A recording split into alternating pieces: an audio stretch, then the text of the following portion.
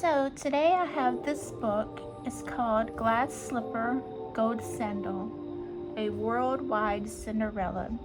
So we're going to be looking at different countries and how they view the Cinderella story. So let's get right into it. So all of these countries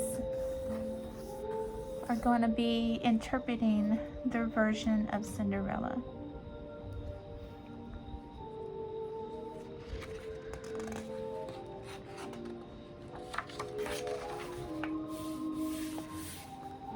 Look at all the different kinds of sandals that they've came up with.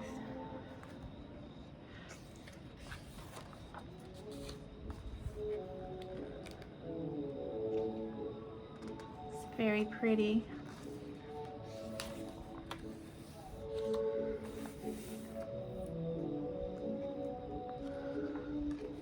Once upon a time, there lived a wealthy merchant whose wife had died.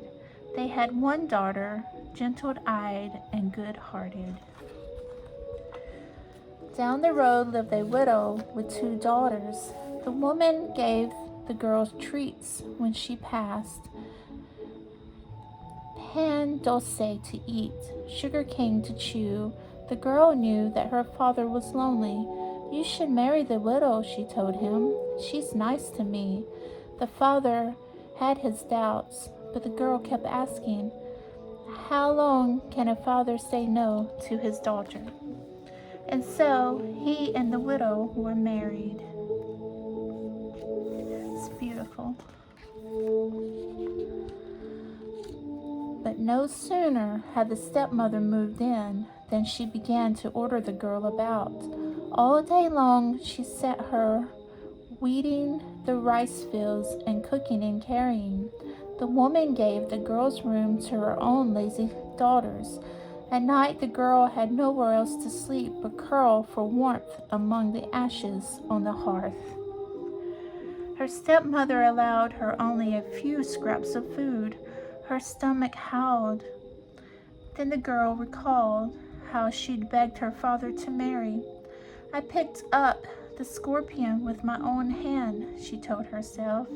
She vowed not to complain to her father and upset him.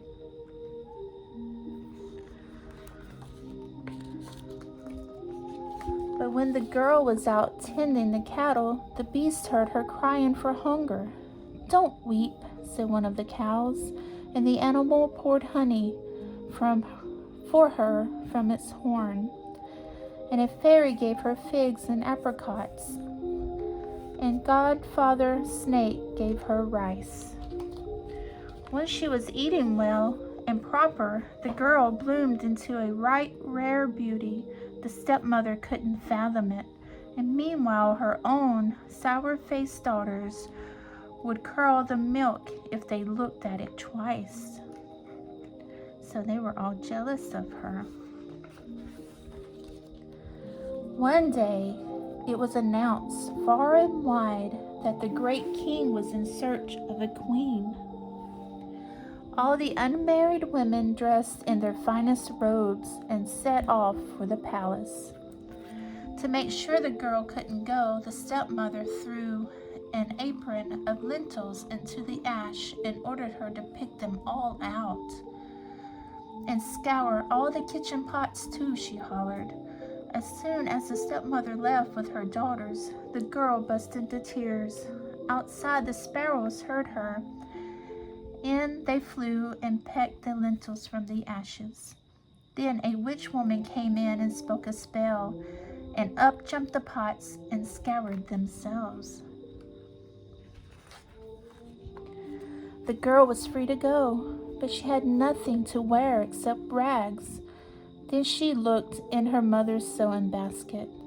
Then she reached into the hole in the birch of the tree. Then a crocodile swam up to the surface. In its mouth was a strong sargon made of gold, a cloak sewn of kings' fisher feathers, a komodo red as sunset. And on the girl's feet appeared a pair of glass slippers, diamond anklets, sandals of gold. So if you notice, these are at the different countries that they're talking about. Walk to the ball, said the girl's auntie. Never.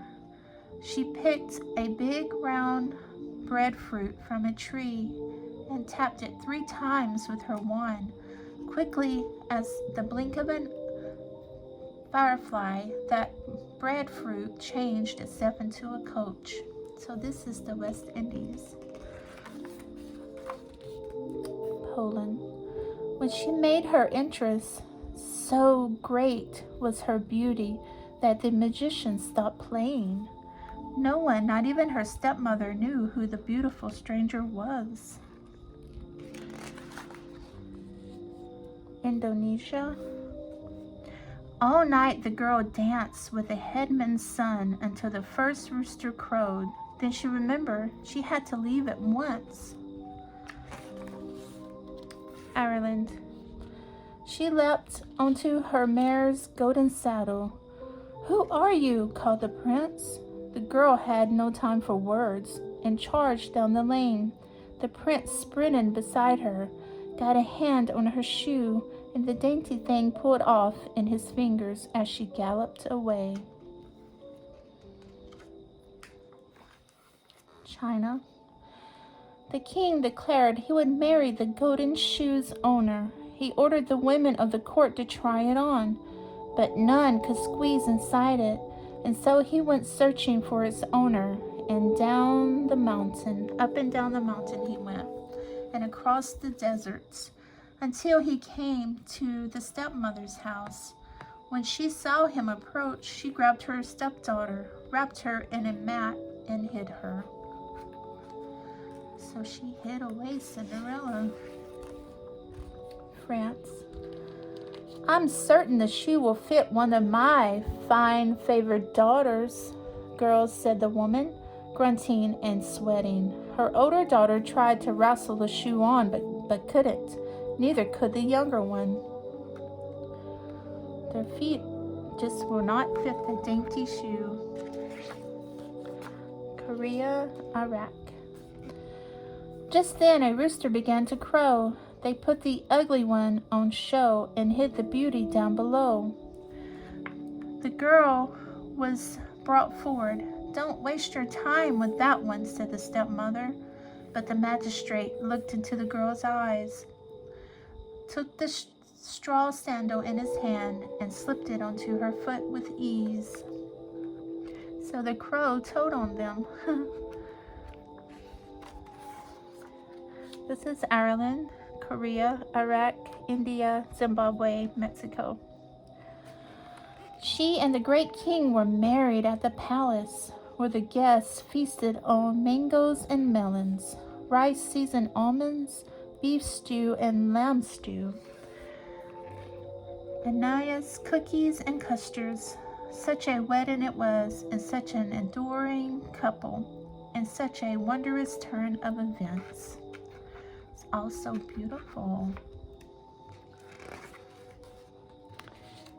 That people today are still telling the story.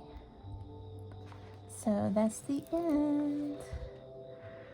So it's kind of interesting to see how all the countries interpret this story that was written so long ago by the Grimm brothers.